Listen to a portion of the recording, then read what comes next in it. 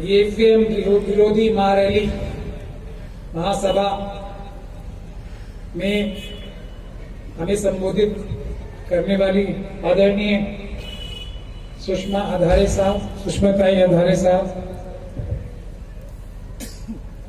जितेंद्र आवाड साहब जो ईवीएम की लड़ाई हम सबसे पहले लड़ रहे हैं, फाइटर हैं और उनकी आवाज दबाना मुश्किल ही नहीं नामुमकिन रहता है, ऐसा मुझे पता है। श्री सुनील केदार साहब पूर्व मंत्री और छोटी बहन एडवोकेट स्मिता कामले जो कि ईवीएम वॉरियर हैं, मंच पर आसीन सभी ईवीएम वॉरियर्स, खासतौर पे एडवोकेट मून और उससे भी सम्मानित मेरे सामने बैठे जो लोग 10 किलोमीटर के करीब चल के ये ईवीएम नामक जहर देश की रगों से निकालने के लिए 10 किलोमीटर धूप में चल के आए थे, उन सभी लोगों को, प्रेस के लोगों को, इस ईवीएम वाले सीएम की कॉन्स्टिट्यूएंसी में आज इस सभा में जय भीम, जय भारत, जय संविधान, अस्सलाम वालेकुम। सबसे पहले जितेंद्र आवाड साहब, इनकी मैं बहुत इज्जत करता हूं, इन्हीं की एक बात का जवाब दे दूं मैं। इन्होंने ये एक सवाल प्रश्न हम सबके सामने रखा कि 10 वोट का 12 वोट कैसे हो जाता है। बहुत आसान है।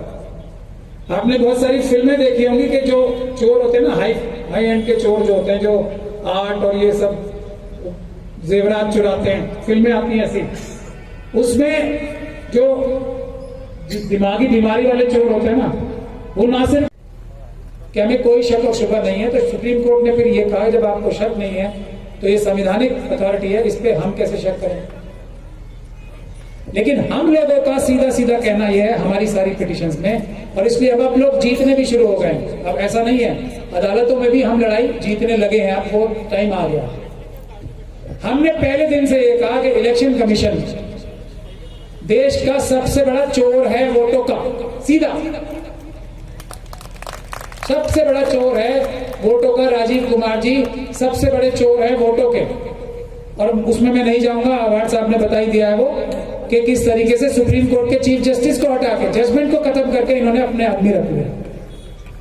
तो इसलिए भी हम जो चोरी का जिसको फायदा होना है, आरएसएस और बीजेपी को जिसको फायदा होना है, वो अगर चौकीदार बनाएगा तो वो चौकीदार तो चोर ही बनाएगा ना वोटों का।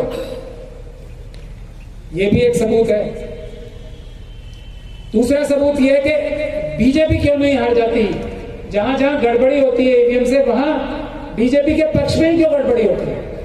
ये किया कि हमने सुप्रीम कोर्ट के सामने रामपुर का चुनाव मेरे लड़ने की वजह यही थी कि चुनाव आयोग ये कहता है कि ये ईवीएम की मशीन है, मैं संवैधानिक अथॉरिटी हूं, मेरी बात मानो, ये सच्ची है।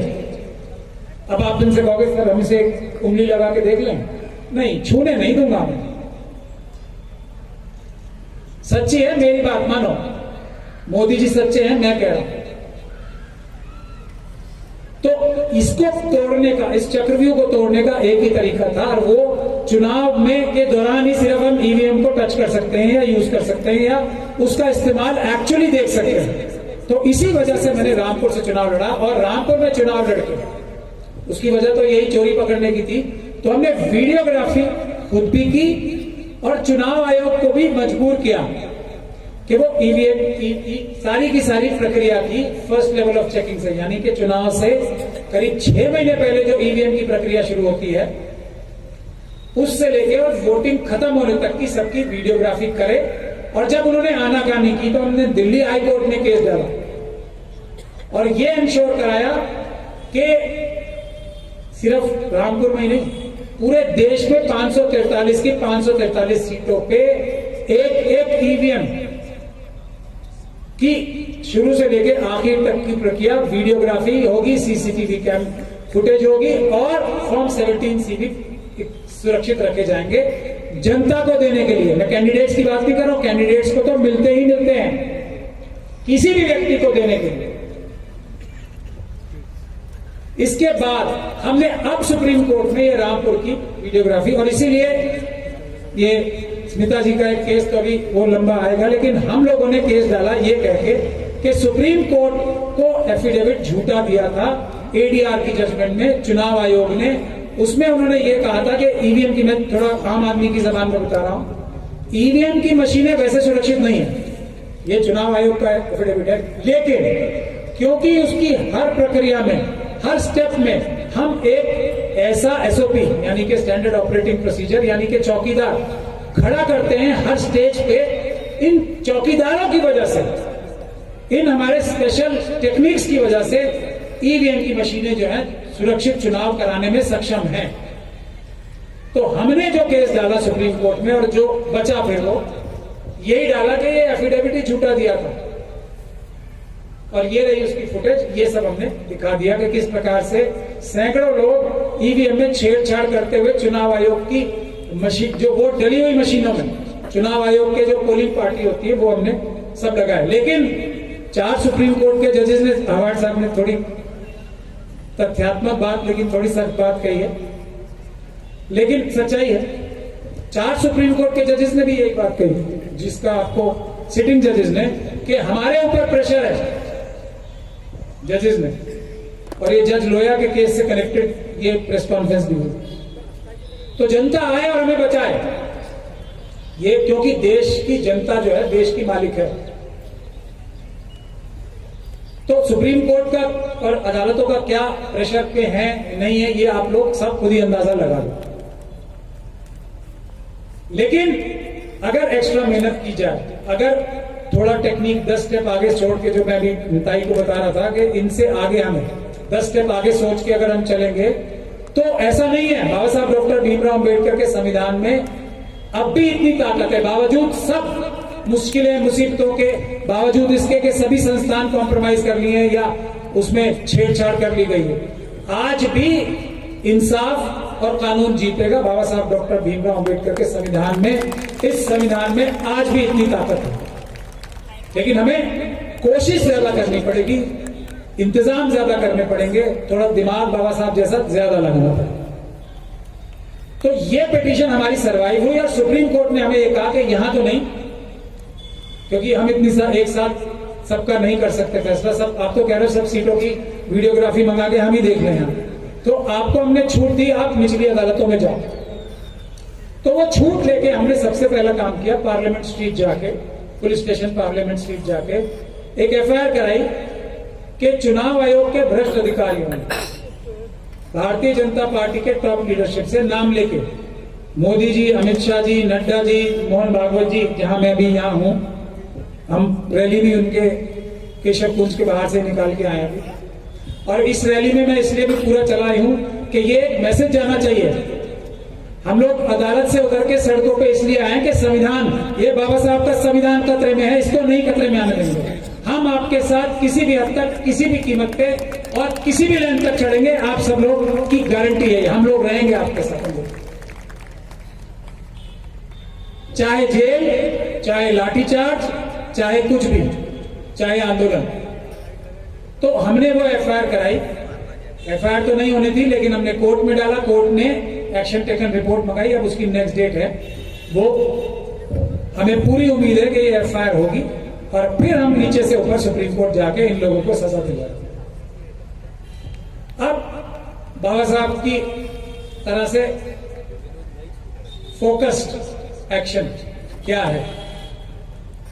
फोकस्ड एक्शन ये है कि ये जो ईवीएम के पीएम है, ये जो ईवीएम के सीएम है, बाबा साहब डॉक्टर भीमराव अंबेडकर ने सटीक बात हमें क्या करनी है, क्या किस चीज पे हमला है?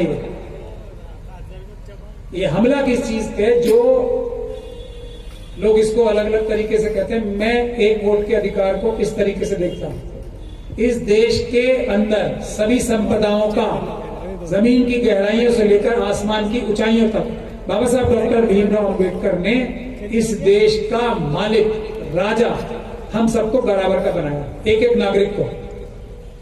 मैं इसको इस तरह देखता हूं।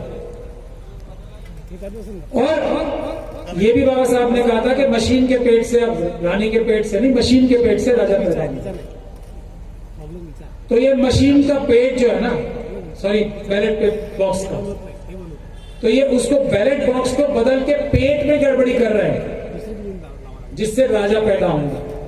तो अगर आपके और मेरे वोट से राजा बनने की क्षमता ही हमने किसी ने छीन ली किसी तरीके से, तो वो आपका या किसी का भी कोई ख्याल करेगा? आप बोलते रहो कुछ। राहुल जी का एग्जांपल देता हूं मैं इसके लिए, और मैं सभी पॉलिटिकल पार्टीज की टॉप लीडरशिप को यही समझा रहा हूं, आप लोग कैंपेनिंग करके, लोगों को कन्विंस करके, आंदोलन करके क्या कर लोगे? 100% जो 1-2-3% जो उनके कार्यकर्ता ही हैं, 1-1.5%, उनको छोड़ के आप देश की 99% जनता को कन्विंस कर लोगे ना कि सब आपको वोट दे दिया, मान लिया, गिने तो नहीं जाएंगे ना वोट। जैसे ही मशीनों में जाएंगे वो बदल जाएंगे। 20% तक की हेरा फेरी उसमें पॉसिबल है, तो आप चुनाव कैसे जीतोगे? तो जितना टाइम आप चुनाव जीतने के लिए दूसरी प्रक्रियाओं में लगाते हो, कम से कम उससे ज्यादा, नहीं तो उसके बराबर या उससे कम ही, आधा ही टाइम तो आप ये लगाओ कि जो आपने अनाज की खेती की है, जो अनाज की खेती करके गोदाम में पहुंचाया है, वो आपके घर तक भी चला जाए, आपके परिवार तक भी चला जाए, वो अपनी सही जगह चला जाए। ऐसा नहीं हो कि आपने अनाज उगाया, गोदाम में रखा और उसको लुटेरे लूट के ले गए और आप कह रहे हो तो क्या हो गया। ये सबसे महत्वपूर्ण बात है, और इसी से किसानों के अधिकार आएंगे, बेरोजगारों के अधिकार आएंगे, रिजर्वेशन के अधिकार आएंगे, जो माइनॉरिटीज की, मुस्लिम, सिख, क्रिश्चियन, बौद्ध की बात करते हैं वो आएंगे। और ये अगर नहीं हटाया हमने